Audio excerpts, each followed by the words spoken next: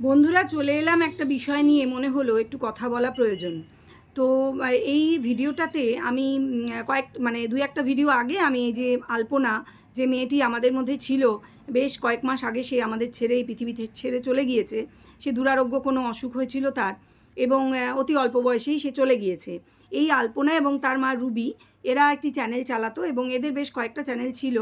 আর এরা খুব সুন্দর সুন্দর হাসির মজার শর্টস এবং ভিডিও আমাদের সামনে উপস্থাপন করতো এবং ভীষণ ভালো লাগতো।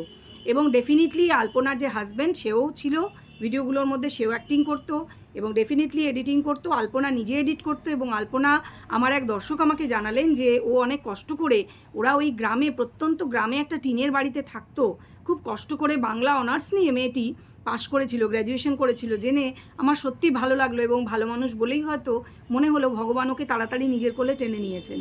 কথা হচ্ছে, মেয়েটি চলে যাওয়ার পরে, তারপরেও কিন্তু এদের চ্যানেলে ভিডিও আসছিল এবং তারপরেও কিন্তু আসছিল এদের চ্যানেলে, এবং হাসি মজার, মানে কিছুদিন, বেশ 2-1 মাস তো দিতে পারেইনি, কারণ সেটা সম্ভব নয়। স্বাভাবিকভাবেই স্বামীর মনেও শোক থাকার কথা, মায়ের মনের যে শোক তার তো তল নেই, এটা খুব স্বাভাবিক। এবং আলপনা ওর মায়ের একমাত্র সন্তান ছিল, ওর বাবাও নেই, মানে ওর মা এই জগতে সম্পূর্ণ একা হয়ে গেলেন। ভুল বললাম, জামাই কিন্তু তাকে মায়ের মতোই দেখতে লাগলো তখনও, যেহেতু ওনার দেখার কেউ নেই, এবং তার সঙ্গে ওই বাড়িতেই ছিল জামাই, বেশ কয়েক মাস ছিল। তারপরে এখন হঠাৎ করেই আমরা দেখলাম, যেটা আমি আগের ভিডিওতে বলেছি, যে মেন চ্যানেলটি, যাতে 32.5 লাখ সাবস্ক্রাইবার ছিল, খুবই জমজমাট চ্যানেল বোঝাই যাচ্ছে, সেই চ্যানেলটি বিক্রি হয়ে গেছে বলে জানা গেল। কিভাবে? এই জামাই আর শাশুড়ি পাশাপাশি বসে, বোঝাই গেল দুজনের মধ্যে না আছে মনের মিল, না আছে কিছু, কোনো সম্পর্কই নেই। আগে যেরকম সুন্দর সম্পর্ক ছিল মা ছেলের মতো, সেরকম তো নেই সম্পর্কই, কেউ কারুর মুখ দেখতে চায় না টাইপের। তো জাস্ট দুজনে কথা বলে হোক বা একজন একজনকে রাজি করিয়ে হোক, দুটো চেয়ারে পাশাপাশি বসে শাশুড়িকে দিয়ে জামাই বলিয়ে দিল যে চ্যানেলটা উনি বিক্রি করে দিয়েছেন, এটাই কিন্তু বলিয়েছিল। ছোট্ট একটা শর্ট ভিডিওতে শর্টস করে এটা বলে দিল যে চ্যানেলটা, শাশুড়িমা নিজের মুখেই বললেন যে আমি চ্যানেলটা বিক্রি করে দিয়েছি, ঠিক আছে, চালাতে পারছিলাম না তাই। কিন্তু পরবর্তীকালে আমরা দেখলাম যে ওনাকে আবার নতুন একটা চ্যানেল খুলতে হয়েছে, ঠিক আছে, যেটা এখন ভীষণ কম সাবস্ক্রাইবার, 3,000-4,000 হবে। আর জামাই কিন্তু পুরনো যে আরেকটা চ্যানেল ছিল, যাতে প্রায় 7.5 লাখ বা তার বেশি, কম বেশি হবে, সাবস্ক্রাইবার রয়েছে, সেটা কিন্তু জামাইয়ের কাছে রয়েছে।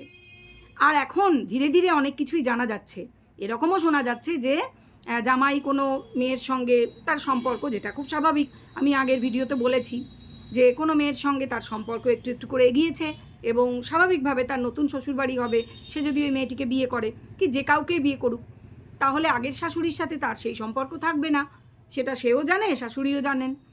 সেই ক্ষেত্রে সম্পর্কের অবনতি হওয়াটা কিন্তু স্বাভাবিক। তো সেটাই হয়তো হয়েছে। যাই হোক, সবটা বলবো তার আগে বলে নিই, welcome back to my channel world of Dolay. সকল দর্শক বন্ধুকে স্বাগত জানাই। আশা করি তোমরা সকলেই সুস্থ আছো আর ভালো আছো। চলে এলাম যে এই ভিডিওটায় কি বলবো, মানে সত্যি বলছি, মনটা না বারবার খারাপ হয়ে যায় এই আলপনার কথা ভাবলে। কারণ এই চ্যানেলটা, এই মেয়েটির স্বপ্ন ছিল যে এই চ্যানেলটা আরও বড় হোক, এবং অনেক খাটনি, ওর অনেক, মানে ঘাম ঝরানো পরিশ্রম যাকে বলে, এই চ্যানেলটাকে দাঁড় করানোর জন্য ছিল। আমরা জানি প্রত্যেকেই যারা ইউটিউবার, এবং এই ধরনের চ্যানেল, ব্লগ চ্যানেলর, মানে হাসির, মানুষকে হাসানো, এটা যে কত কঠিন, সেই গুরু দায়িত্বটাও নিজের কাঁধে তুলে নিয়েছিল মা এবং হাজব্যান্ডকে নিয়ে, এবং মানুষকে হাসানোর সেই দায়িত্বটাও সম্পূর্ণভাবে খুব সুচারুভাবে পালন করতে পেরেছিল। এবং এর পেছনে ছিল প্রচুর ঘাম, প্রচুর পরিশ্রম, হ্যাঁ, অনেক হয়তো কান্না, অনেক হয়তো সুখ দুঃখের হাসি কান্নার গল্প, এটা ঘটনা। এবং অনেক টাকাও এসেছিল, কিন্তু সেই টাকার আমরা দেখিনি এই বাড়িটা যে কোনো রিপেয়ারিং হয়েছে। আমি জানি না টাকা দিয়ে কি করা হয়েছিল, কোনো জমি কেনা হয়েছিল বা কিছু, বলতে পারবো না, সেটা তো এরাই জানে। মানে ও বেঁচে থাকাকালীনই বা কী হয়েছিল, কারণ ওর বিশাল কিছু ট্রিটমেন্টও কিন্তু করানো হয়নি।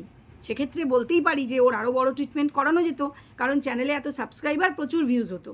সেক্ষেত্রে কেন হলো না এত, মানে আরও ট্রিটমেন্ট, আরও আগে উদ্যোগ নেওয়া হলো না কেন? প্রথমে নাকি হোমিওপ্যাথি করা হতো, কেন এগুলো কেন করা হতো? ওকে শহরে নিয়ে এসে কেন ভালো ট্রিটমেন্ট করা যায়নি?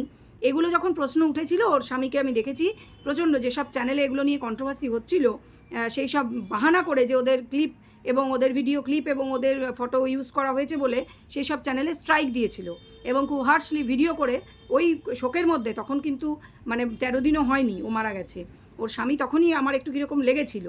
তো এখন যা জানা যাচ্ছে যে এই যে একটা নতুন সম্পর্ক হয়েছে, হতেই পারে, বউ মারা গেছে বলে সে তো সারা জীবন একলা থাকবে না, একটা ইয়াং ছেলে, সম্পর্ক হতেই পারে। সে চ্যানেলও আলাদা করে নিয়েছে, মানে সেকেন্ড চ্যানেলটা নিজে নিয়েছে। এবং সবচেয়ে বড় কথা যে এই শাশুড়িকে দিয়ে সে বলালো যে বিক্রি করে দিয়েছেন উনি। কিন্তু তোমরাই বলো বন্ধুরা, যেটা আমার মনেও খটকা ছিল, আমি আমার আগের ভিডিওতে বলেছি, তার কারণ উনি নিজের মুখে বলছেন। কিন্তু ওনার মতন একজন মহিলা যে প্রত্যন্ত গ্রামের, আমার মনে হয় না উনি এডিটিংও বোঝেন বা করতে পারেন বলে ওনাকে লোকের হেল্প নিয়েই চলতে হয়, মানে এইসব টেকনিক্যাল ব্যাপারে। সেখানে উনি এত বড় একটা চ্যানেল, শোনা যাচ্ছে 12,70,000 টাকায়। আমার মনে হয় টাকাটা কম, টাকাটা আরও বেশি হওয়া উচিত ছিল, যেরকম পপুলার চ্যানেল। যাই হোক, সেই 12,70,000 টাকায় উনি বিক্রি করেছেন কোনো বাংলাদেশি কারুর কাছে, কোনো চ্যানেলের কাছে। আমার খুব অদ্ভুত লাগছে, এটা কি ওনার পক্ষে সম্ভব? আমি জানি না বিক্রিটা কে করেছে। অনেকেই বলছে, আমি শিওর না, বাট অনেকে বলছে যে হাজব্যান্ড, আলপনার হাজব্যান্ড নিজেই করেছে, করে ওনার নাম দিয়ে ওনার মুখ দিয়ে বলাচ্ছে, কারণ ওনাকে হয়তো অল্প কিছু টাকা দিয়েছে। এবং আমারও কিন্তু এখন সেটাই মনে হচ্ছে, কারণ ওনাকে না হলে আলাদা করে চ্যানেল কেন খুলতে হলো?